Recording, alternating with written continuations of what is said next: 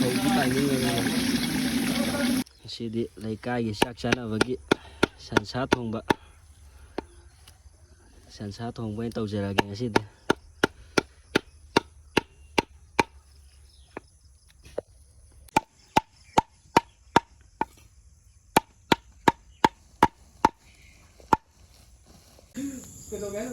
ꯁꯤꯡ ꯊꯥꯒꯠꯄ ꯍꯧꯔꯦ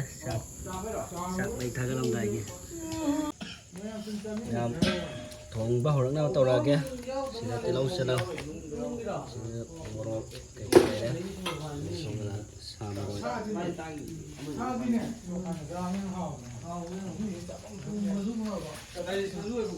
ꯁꯥ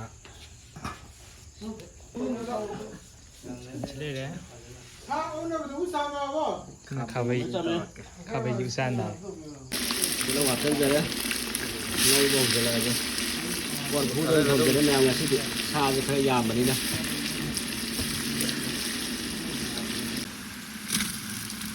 ꯍꯧꯖꯤꯛ ꯆꯅꯝ ꯊꯥꯗꯔꯦ ꯁꯤꯡ ꯑꯃ ꯊꯥꯗꯖꯔꯒꯦ ꯃꯩꯁꯨ ꯀꯟꯈꯠꯂꯛꯏ ꯃꯌꯥꯝ ꯃꯈꯥꯒꯤ ꯃꯩ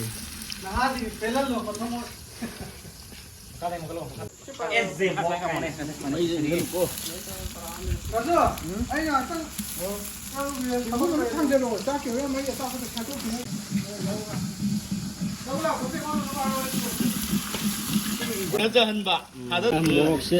ꯀꯩꯅꯥꯗꯩ ꯆꯦꯟꯕ ꯃꯣꯔꯣꯛꯅꯦ ꯀꯨꯟ ꯑꯃꯨꯛ ꯊꯥꯗꯖꯔꯦ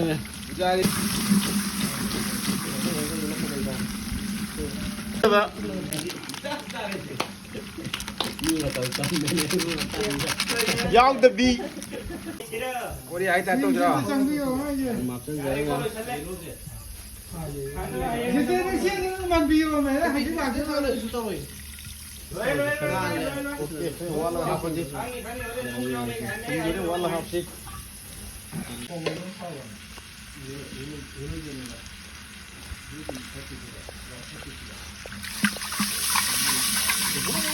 ꯃꯌꯥꯝ ꯈꯔ ꯂꯪꯕꯁꯤꯅ ꯆꯥꯛ ꯊꯥꯒꯠꯆꯔꯛꯑꯒꯦ ꯑꯃꯁꯤꯅ ꯁꯥꯒꯤ ꯉꯁꯥꯏ ꯇꯤꯜꯍꯧ ꯆꯅꯝ ꯀꯩꯀꯩ ꯉꯧꯈꯤꯕ ꯀꯣꯔꯐꯨꯗꯨꯅꯦ ꯃꯌꯥꯝ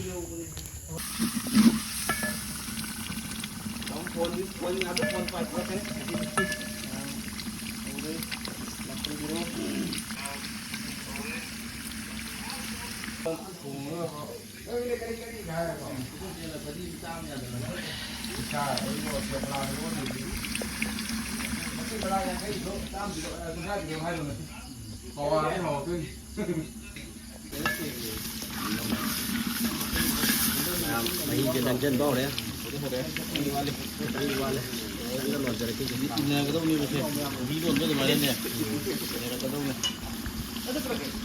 ꯁꯥ ꯍꯥꯞꯆꯤꯟꯖꯔꯒꯦ ꯍꯩꯊꯗꯕ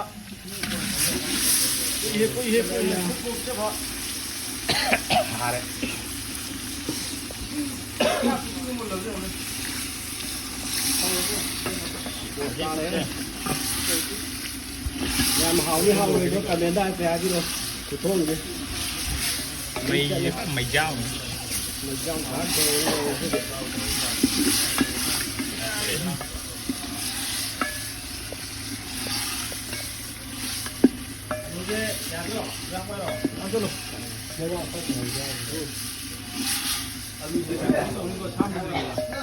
ꯋꯥꯠꯈꯥꯏꯈ꯭ꯔꯦ ꯍꯧꯖꯤꯛ ꯀꯣꯔꯐꯨ ꯁꯟ ꯀꯣꯔꯐꯨꯗ ꯊꯣꯡꯖꯕ ꯑꯗꯨꯅꯤ ꯉꯁꯤ ꯇꯧꯔꯤꯁꯦ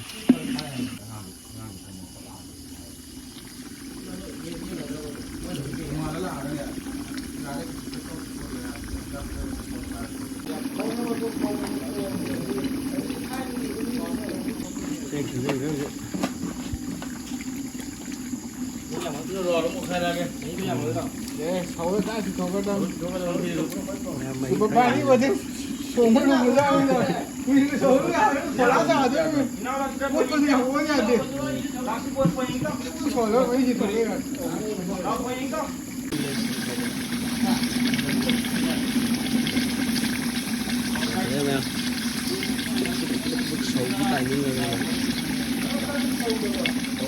ꯆꯥꯛꯁꯤ ꯃꯩ ꯁꯧꯒꯠꯂꯦ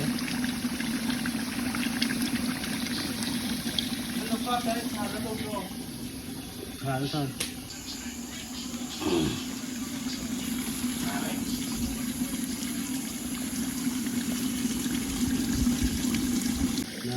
cái lao của mà gì mà dân giờ đấy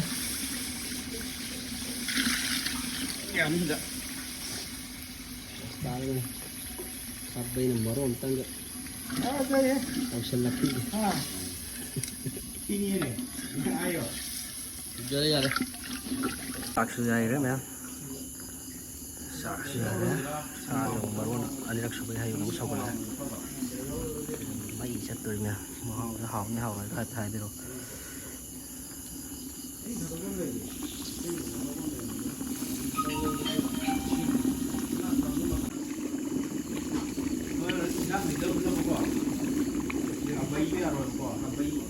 làm alu thả ra ra cái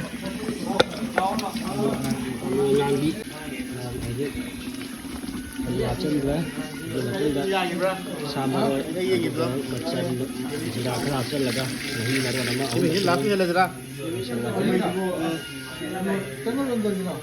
lá phi là gì mà cái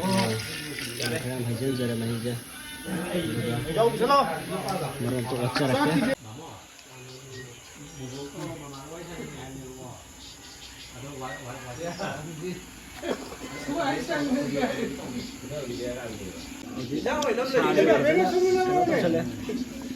mà hi mà này phải bị tài mình ngàn sẽ ngàn bị tài mình đuôi em nào mà chân giờ ra chứ đâu mà hi vừa nạn bị tài mình đuôi đây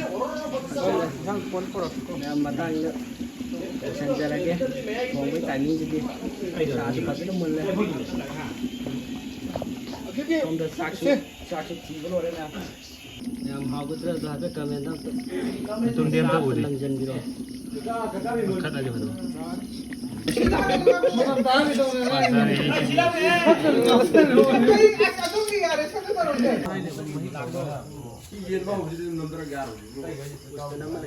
Kalian mahina nih, amuk sana nih, amuk.